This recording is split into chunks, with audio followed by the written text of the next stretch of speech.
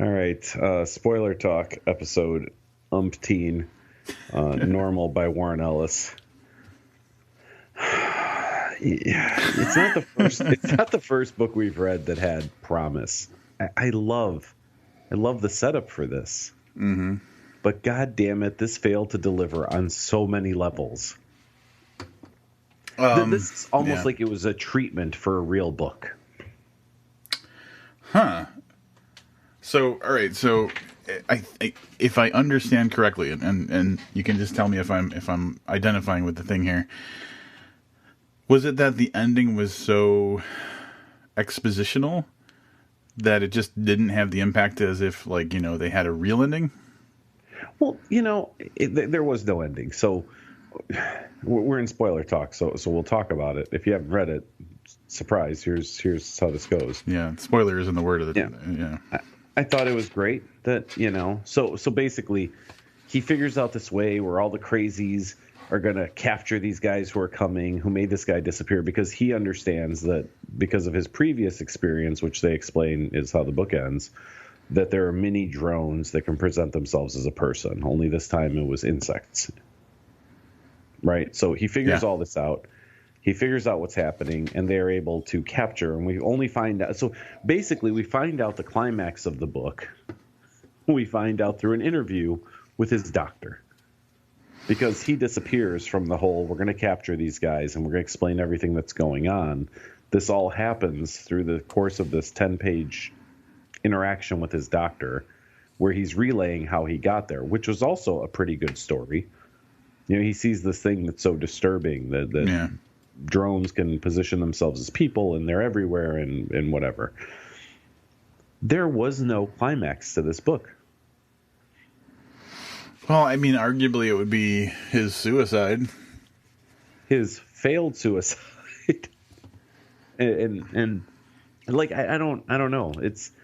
I felt like this was, like I said before, kind of a treatment for a real book. Like, hey guys, this is what I've got going so far. What do you think?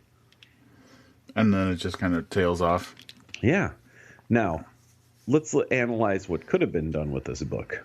We could have had, instead of this interview with the psychiatrist for the last 20% or whatever it was, we could have had these people use like their own specialties to help solve this or to combat these people that are coming. So you've got all these interesting people that have all this knowledge of the things they've studied, and yet nobody uses any of it.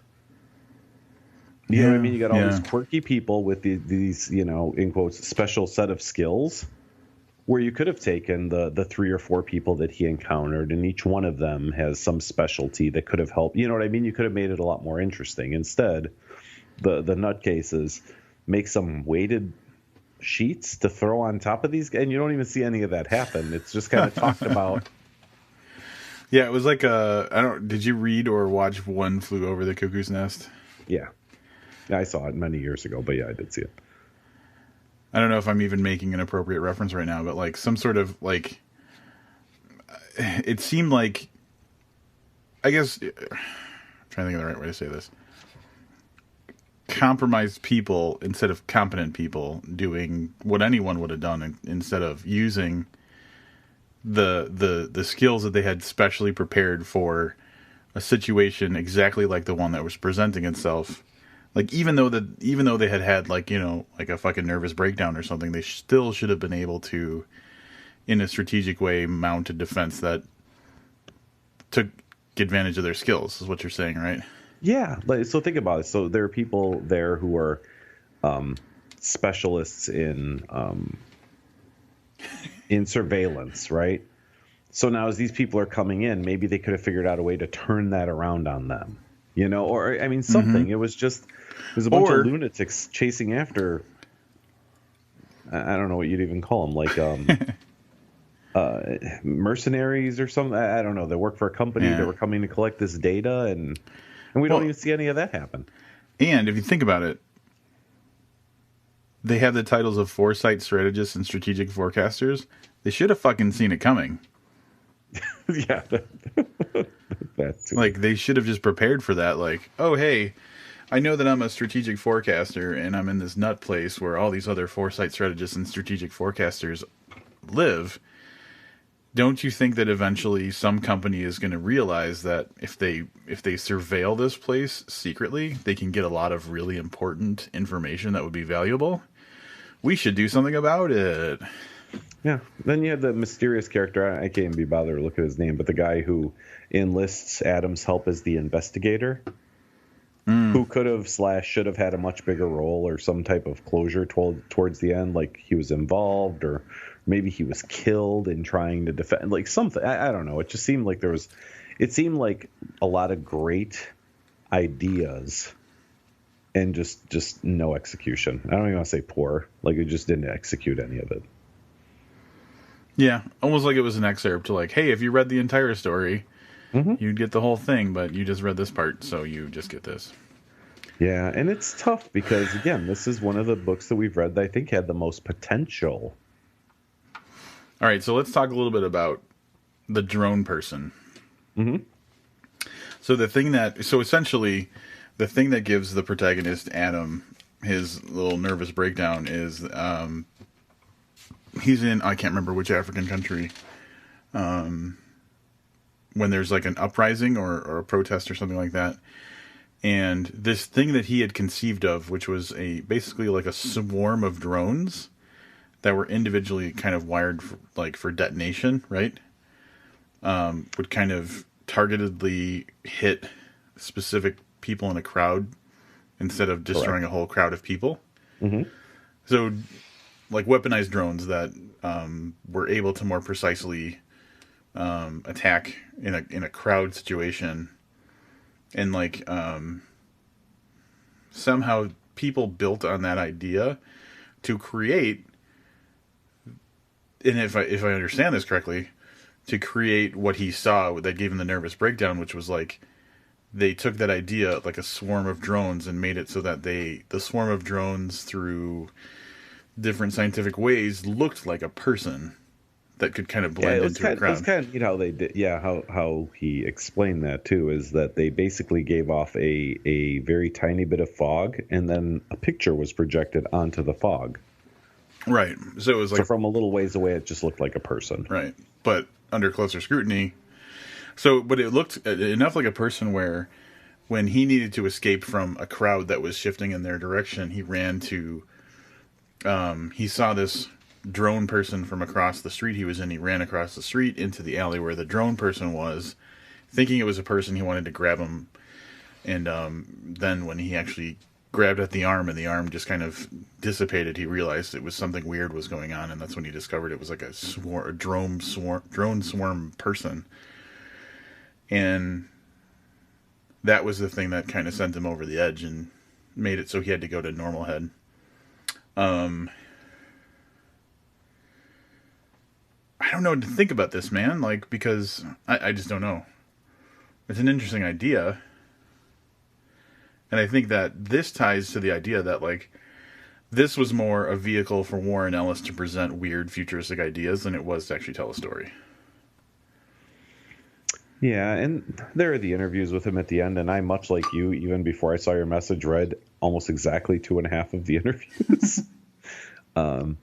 Yeah, this is his thing. I mean, I think he has a good understanding of some of the technology that's forthcoming or currently in use for these types of exercises or these types of uses, where it's surveillance, where it's, kind of, I don't want to say like weird. What's the computer system in the Terminator? Skynet? Skynet, yeah. Not quite Skynet, but heading in that direction where, everybody's under surveillance all the time. And, it's something that comes up frequently, and you can't watch a TV show anymore without the police using a traffic cam or security surveillance systems from businesses or homes to like try to find somebody. You can't watch the news without seeing that's how, things are being caught on camera. Yeah. So I think a lot of what he's talking about is either in play or is going to be in play very soon. I'm not sure about drones that can look like a person necessarily, but then again, we don't know the half of it. So I think conceptually, I'm going to shit on the whole idea of drones that look like a person for one reason. what is the benefit of drones looking like a person? Like, if you're in a protest or, you know, a riot or something like that, and you're down a person down in it, are you looking up? Like, are you going to be like, oh, there's a drone, we're in the shit now? No, you're going to be focused on what's happening on the ground. So why would they have to disguise drones as anything besides a drone? That's a good question. I mean, I don't know, proximity.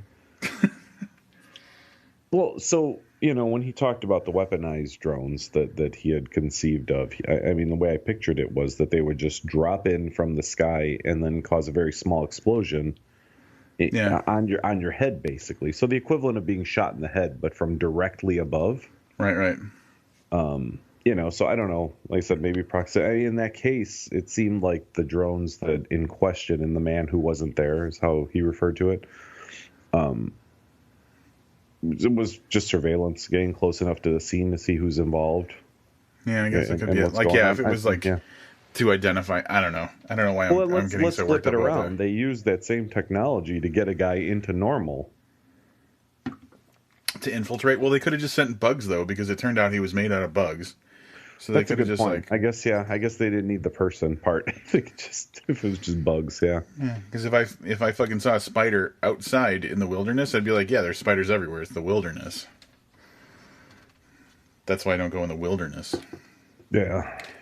Any other thoughts on any other spoiler thoughts about this weird situation? Disappointed, that's all. The spoiler, Livius was disappointed. Mm-hmm. All right. Well, that was our spoiler talk for this. I'm sorry if it was a little bit weird. It's just venting frustrations, I think, more than anything cool. But that's okay. Livius is sad. I'm sad. Join us, or I hope you possibly have already listened to the rest of the episode. We're about to step back over there and do our wrap-ups and talk about some other stuff. So thanks for joining us again for a riveting spoiler talk for Normal by Warren Ellis.